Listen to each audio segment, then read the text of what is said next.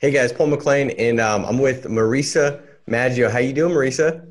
I'm doing great. How are you doing?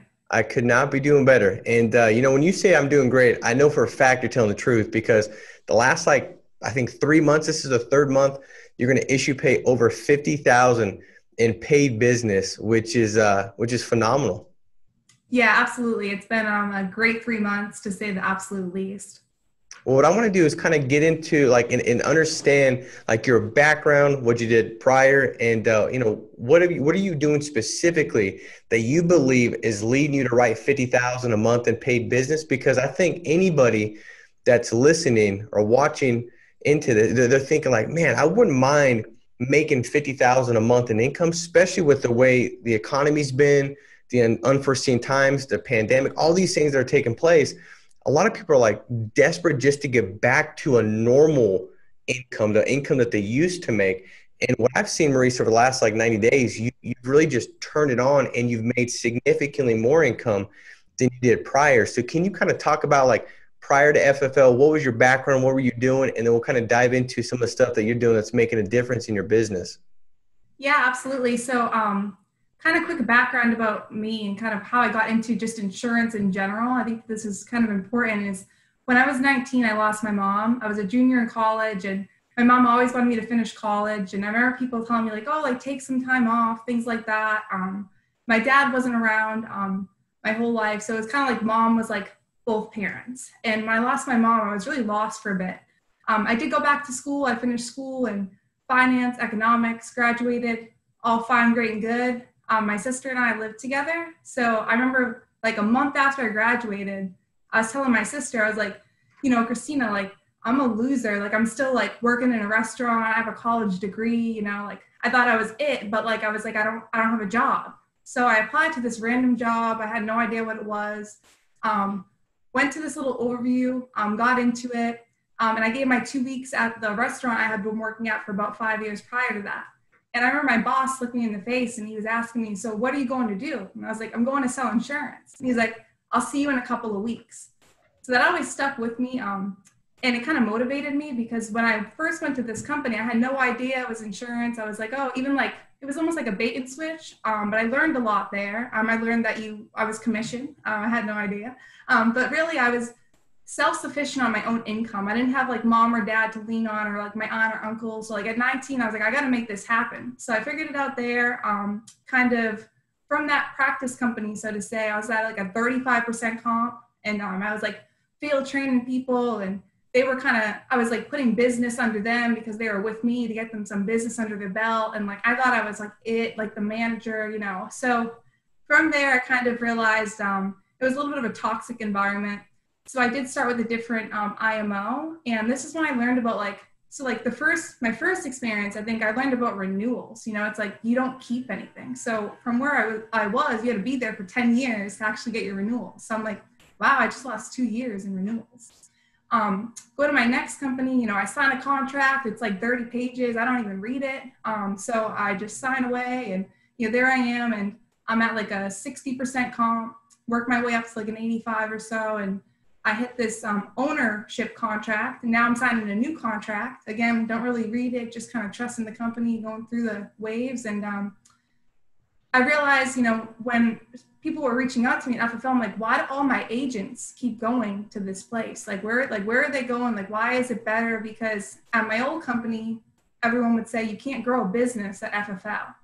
And I often pointed at people like you, Paul, and Andrew, and everybody else that was making it happen. I'm like, well, it seems like they have some real big teams. So let me kind of like check this out, talk to a few different people, and kind of hopped into FFL. And I was like, wow, almost like I got played, and I didn't really understand the whole contract and renewals and like the vesting from day one. So I had a lot of motivators. I also had a lot of experiences that led me up to here and to feel like I'm in the right place. So Well, I'll tell you what. So a lot of the stuff that you're saying, I'm trying not to shake my head up and down. That way I don't freak everybody out. But I'm like, yeah, I saw that. I experienced that, and I think it's pretty common. So people that are in the insurance business, you don't really know what you don't know, and sometimes that's good. Like, I think it was good when you guys started because you're like, you went to a meeting, and you looked at the insurance industry, right? I mean, that's the one thing that was common between where you're at before and where you're at now. It's the insurance industry. And you saw that and something like sparked in you, were like, I want to give this a run.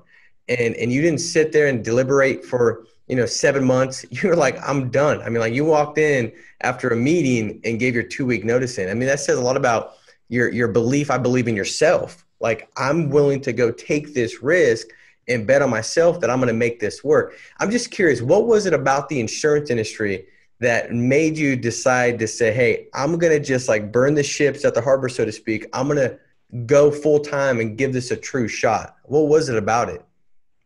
I think that it was the fact that I had lost my mom the year before, and I was like, wow, I could actually really help people. And then at the same time, I was 20 years old. I was like, and I could make a ton of money. So between making a ton of money, helping people, and being able to kind of share my story about my mom, it kind of all tied in and made me be like, I can do this, and just like go at it. That's great. I had somebody ask me, Marysa, they said, is there pre-qualifiers to become successful? And I was like, dude, it's so diverse.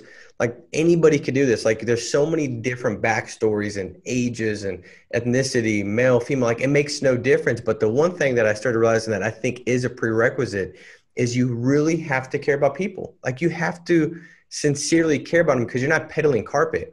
At the end of the day, when somebody passes away, what you did, that service you provided, it's going to change your life forever. Like, that surviving spouse or the kids, what they're able to do or not able to do is dependent on that. And it's such a big deal. And, I think that for me, Marysa, I didn't have a story like that. But when my business shifted is when I started to listen to stories like that and then really take them on, like, really just understand, like, how would that look like, and almost visualizing, like, experiencing that and what it would do, what it's going to do. And it just put me in this frame of mind where I was able to compartmentalize and say, no, what I'm doing is so important, and this is why. And I tell myself, and I tell my clients stories like that as well, because they need it too. Sometimes, like, they need it. And I'm sure, I mean, have you ever, like, expressed your story to a client and helping them understand the reality of what you're servicing them with? Absolutely. I share it more often than not, just because it's almost like I went through it. I saw what it looked like with not enough insurance, so to say, and then kind of being able to relate to what it would look like if the insurance was there for my sister and I. So using that story is really powerful, and it actually paints a realistic picture of things that happen every single day. So absolutely.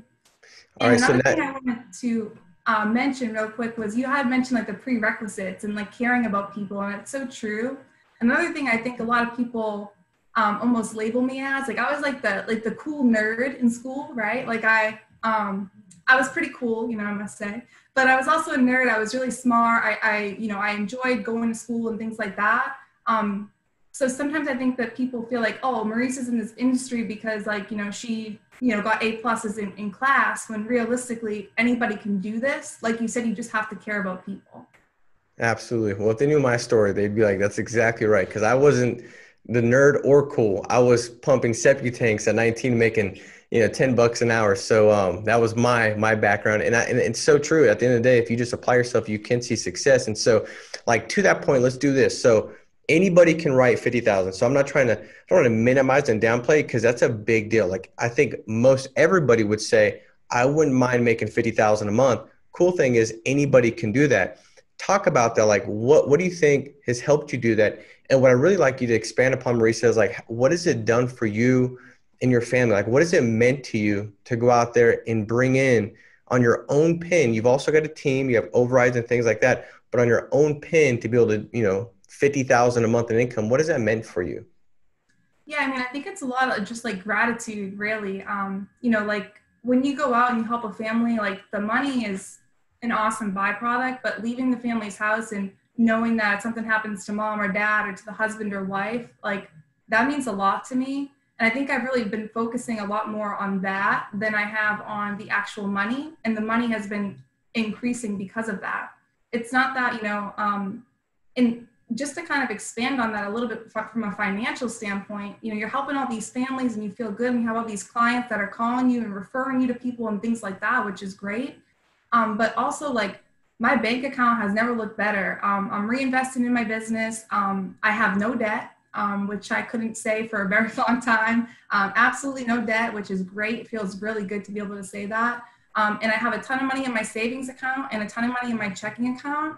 To be able to just not have to worry about money feels so good for me, for my family, and for being able to just kind of do what I want to do when I want to do it without having to think about, okay, well, that's $1,000. Like, okay, like that's fine. Whereas we took a step even a year back, that's $1,000. I need to think about it, you know? So, it's just looked like a whole completely different picture when I've gotten really focused on what I need to do to be successful. And really all that is work hard and care about people.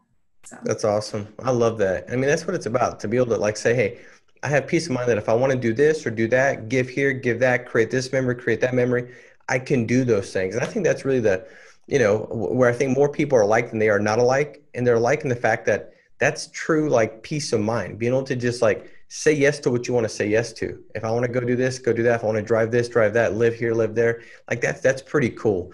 And what a beautiful business to be able to do that. And Marysa, I think, for one, anybody listening to this, if I'm looking at the insurance industry or I'm already in the insurance industry, the one thing I'm asking is like the person that I partner with, can they show me the way forward? Like, are they seeing excellent results?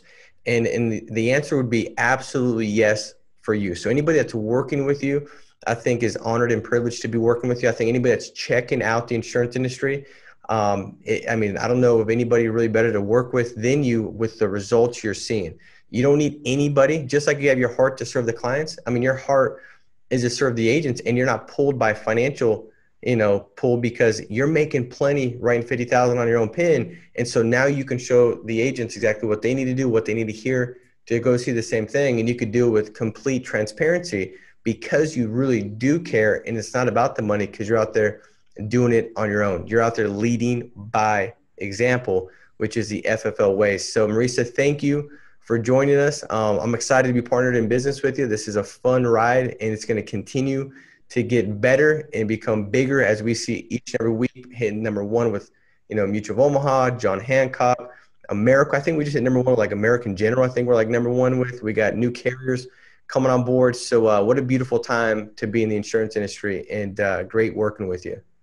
Thanks for having me on, Paul. It's been great working with you, and I'm looking forward to the future.